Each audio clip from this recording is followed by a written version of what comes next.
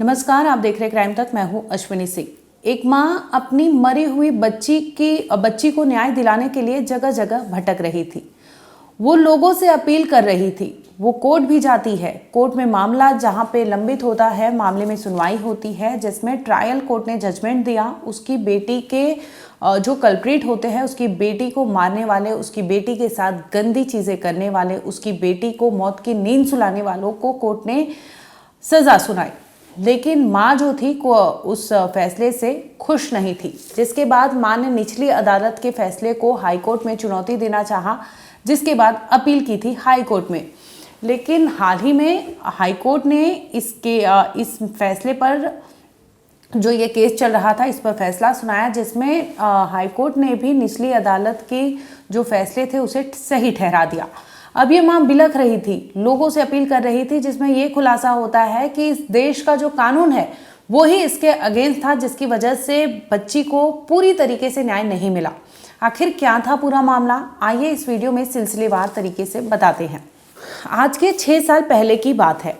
18 अक्टूबर साल 2018 की बात है, जब एक 9 साल की मासूम बच्ची का अपहरण कर लिया जाता है। अपहरण करने वाला कोई और नहीं बल्कि 2 लड़के होते हैं। एक का नाम होता है नितिन यादव और उसके साथी का नाम होता है नीलकंठ नागेश।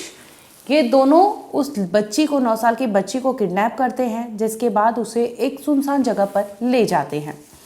उस जगह पर ले जाने के बाद बच्ची के साथ दरिंदगी करते हैं, गंदी हरकत करते हैं। बच्ची चिल्लाती है, चीखने लगती है। इस पर जो मेन आरोपी होता है नितिन यादव, उस बच्ची को मौत की नींद सुला देता है, यानी उसे चुप कराता है। जब वो चुप नहीं होती तो उसे वहीं पर उसका मर्डर कर देता है। अब मर्डर कर देता है, इसके बाद उन्हें डर लगता है कि कहीं वो उनकी पहचान ना हो जाए, कहीं वो पकड़े ना जाए। इसकी वजह से जो आरोपी नितिन यादव है, अपने दोस्त नीलकंठ नागेश को साथ लेता है और बोलता है कि इस बच्ची की लाश को ठिकाने लगाना है। वारदात छत्तीसगढ़ के गरियाबंद जिले की बताई जा रही है। इसके बाद ये लोग जाते हैं, उस बच्ची की लाश को सुनसान जगह पर छोड़ आते हैं। अब जो उनमें से 2 कल्प्रिट होते हैं, मेन कल्प्रिट, इनमें से नितिन यादव जो होता है वहाँ से चला जाता है, लेकिन जो उसका दूसरा साथी होता है नीलकंठ, वो वहीं पर रुकता है। कुछ देर तक उस बच्ची की लाश को लगातार निहारता है। इसके बाद भी उसका मन नहीं भरता। अब वो लाश के करीब जाता है और उसके कपड़े यहाँ वहाँ अस्त व्यस्त करता है। बच्ची के पूरे शरीर को वो छूता है, गंदी तरीके से टच करता है, और इसके बाद वो उस मरी हुई लड़की के साथ, 9 साल की बच्ची के साथ, उसकी लाश के साथ वो दरिंदगी करता है। वो हैवान बन जाता है, दरिंदा बन जाता है, और उसकी जो बच्ची होती है 9 साल की, उसी बच्ची के साथ वो हैवानियत करता है, जिसके बाद वो वहाँ से चला जाता है। जैसे तैसे क्योंकि बच्ची मिल नहीं रही थी, तो मामले की सूचना पुलिस को दी जाती है। मामले की तहकीकात होती है, जिसमें ये खुलासा होता है कि उस बच्ची की लाश बरामद होती है सुनसान जगह से, और जब फॉरेंसिक रिपोर्ट आती है, पोस्टमार्टम रिपोर्ट आती है, तो ये खुलासा होता है कि बच्ची के साथ पहले गलत तरीके से उसके साथ गलत काम किया गया था, लेकिन फिर भी जो हैवान थे उसके साथ उन्होंने उसे मौत की नींद सुलाई। इतने पर भी वो हैवान रुके नहीं। उनमें से एक जो कल्प्रिट था नीलकंठ, उसकी नीयत में खोट आ जाती है, जिसके बाद वो लाश को जहां ठिकाने लगाया होता है वहां पहुंचता है और लाश के साथ वो दरिंदगी करता है। अब पुलिस ने इस मामले में दोनों को अरेस्ट किया था। मामला ट्रायल कोर्ट में चल रहा था। इसी बीच ट्रायल कोर्ट ने फैसला सुनाया। अब ट्रायल कोर्ट के सामने सारे सबूत और सारी चीज़ें पेश की गई थी, जिसमें ये सामने आता है कि ये दोनों ही मेन कल्प्रिट थे, क्योंकि पुलिस ने फॉरेंसिक रिपोर्ट निकलवाई थी, दोनों का मेडिकल टेस्ट करवाया था, चाहे वो नितिन यादव हो चाहे उसका दोस्त नीलकंठ हो। दोनों का रिपोर्ट सामने आता है, जिसमें ये खुलासा होता है कि उस लड़की के साथ गंदी हरकत करने वाले इन दोनों में से एक था, जो लाश के साथ उसने गलत काम किया। आपको बता दें कि लाश के साथ जो गलत काम करते हैं उनको नेक्रोफीलिया भी बोला जाता है, यानी नेक्रोफिलिक वो पेशेंट होते हैं, उनकी जो आदतन होती है, क्योंकि वो मानसिक तरीके से उन्हें रोगी ही माना जाता है, क्योंकि ये अमूमन कोई साधारण व्यक्ति नहीं करता, और वो भी एक बच्ची की लाश के साथ वहाँ पर दरिंदगी की गई थी। अब नीलकंठ को लेकर कोर्ट ने फैसला सुनाया। वो कहीं ना कहीं जो जजमेंट सामने आया था उसे लेकर लोगों को वो डाइजेस्ट नहीं होता कि इस तरह से फैसला कैसे सुनाया जा सकता है, क्योंकि उसने हैवानियत की हदें पार कर दी थी, जिसके बाद उसने लाश के साथ दरिंदगी की थी। कोर्ट का फैसला ये आता है कि आरोपी नितिन यादव जो है उसे मेन कल्प्रिट कोर्ट मानती है, क्योंकि उसने उस बच्ची को अगवा किया था। अगवा करने के बाद वो सुनसान जगह ले गया था, जिसके बाद उसकी हत्या कर दी थी। और हत्या करने उसने पहले दुष्कर्म किया था, इसके बाद उसने हत्या कर दी थी। इसके साथ ही उसका जो दूसरा साथी था नीलकंठ, वो भी उसके साथ शामिल हो जाता है, लाश को ठिकाने लगाने जाता है, लेकिन वहां पर उसकी नीयत बदल जाती है, जिसके बाद उसने उस बच्ची की लाश के साथ वहां पर दरिंदगी की थी। अब कोर्ट ने तमाम सबूत देखे, जो भी एविडेंसेस वहां पर प्रोड्यूस किए गए थे, कोर्ट ने इस सब को क्रॉस वेरीफाई किया, जिसके बाद कोर्ट निचली अदालत यानी ट्रायल कोर्ट ने ये फैसला सुनाया था कि आरोपी नितिन यादव जो है वो मेन कल्प्रिट है, क्योंकि उसने बकायदा मोटिव था जिसके तहत उसने उस बच्ची को वहां से अगवा किया और सारी चीजें की थी। उसे निचली अदालत ने उम्र कैद की सजा सुनाई, लेकिन जो दूसरा उसका दोस्त था नीलकंठ, उसे कोर्ट ने कहीं ना कहीं सिर्फ और सिर्फ 7 साल की सजा सुनाई थी। अब बच्ची की माँ को ये चीज़ें अच्छी नहीं लगती, क्योंकि उसे लगता है कि जिस तरह से उसकी बच्ची के साथ गलत काम हुआ था तो ये न्याय भी अधूरा है।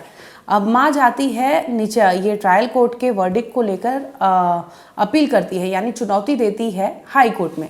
अब हाई कोर्ट से भी इस केस की सुनवाई होती है, जिसमें हाई कोर्ट ये पाता है कि जिस तरह से इस केस को अंजाम दिया गया था, इस केस में जो भी सबूत पेश किए गए थे, तो कोर्ट ने ये माना कि जो निचली अदालत ने यानी ट्रायल कोर्ट ने जो जजमेंट दिया है वो कहीं ना कहीं सही है।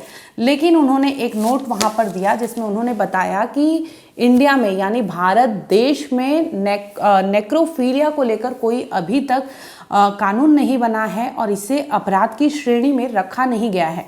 अगर रेप होता है इसे एक तरह से क्रिमिनल ऑफेंस माना जाता है, लेकिन एक लाश के साथ अगर रेप होता है तो इसे लेकर भारत में अभी तक कोई कानून नहीं है। हालांकि कई देशों में ये कानून नहीं है, लेकिन कई ऐसे देश हैं जिन्होंने एक कानून बनाया है और साफ तौर पर इसे अपराध की श्रेणी में रखा है।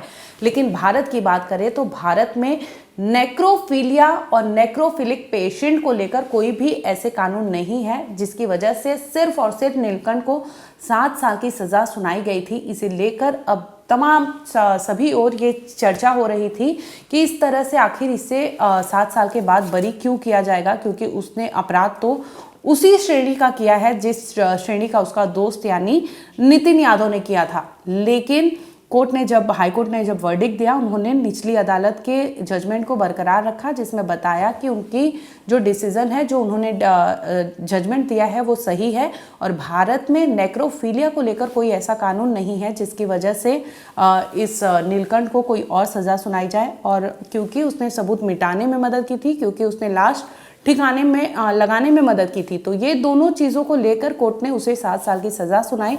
लेकिन जिस तरह से उसने 9 साल की बच्ची की लाश के साथ उसने हैवानियत की थी, इसे लेकर कोर्ट ने कोई भी वो नहीं किया और इस पर एक नोट लिखा, जिसमें बताया कि भारत में इस नेक्रोफीलिया को लेकर कानून में अभी तक कोई संशोधन नहीं हुआ है। ज़रूरत है कि आगे आने वाले टाइम में इस सब चीज़ों का ध्यान रखकर कानून में बदलाव किए जाए।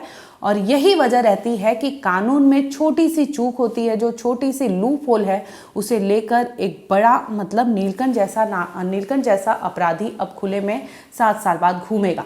अब सोचिए कि उसका जो सोच होगी किस प्रकार की होगी, क्योंकि उसने ना ये देखा कि बच्ची की उम्र क्या है, ना उससे ये एहसास हुआ कि जिसके साथ वो दरिंदगी कर रहा है वो जीवित नहीं है, वो मृत हो चुकी है, लेकिन फिर भी वो रुकता नहीं है और वो इस कदर बेखौफ पागल हो जाता है कि उस लड़की की लाश के साथ वहाँ पर गंदी हरकत करता है और वहाँ से फरार हो जाता है। इस केस को लेकर जो माँ है, बच्ची की माँ है, उन्होंने लगातार गुहार लगाई थी। उन्हें लगा कि उनके साथ न्याय नहीं हुआ है, उनकी बच्ची के साथ न्याय नहीं हुआ है, इस तरह से न्याय अधूरा है। और यही वजह थी कि उन्होंने हाई कोर्ट में अपील की थी, जहां पर जज के बेंच ने ये फैसला सुनाया कि निचली अदालत का जो फैसला है वो सही है और नेक्रोफीलिया को लेकर कानून में कोई ऐसा श्रेणी नहीं रखी गई है जिसमें इसे अपराध माना जाए। यानी कानून का साफ कहना है कि अगर लाश के साथ दरिंदगी होती है तो वो अपने आप में कोई क्रिमिनल अपराध की श्रेणी में नहीं आता, जिस तरह से इस केस में हमने देखा है।